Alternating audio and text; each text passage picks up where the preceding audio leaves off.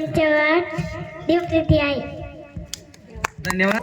इरमाया 33:3 मला हाक मार म्हणजे मी तुला उत्तर देईन. देवात काही अशक्य होणार नाही. मत्ते 5:8 जे मनाने शुद्ध ते धन्य कारण ते देवाला पाहतील. 1:1 प्रारंभी शब्द होता, शब्द देवासह होता, शब्द देव होता. करीत 16-14 तुम्ही जे काही करता ते प्रीतीने करा. मत्ते 5:9 जे शांती करणारे धन्य कारण त्यांना देवाची मुले म्हणतील.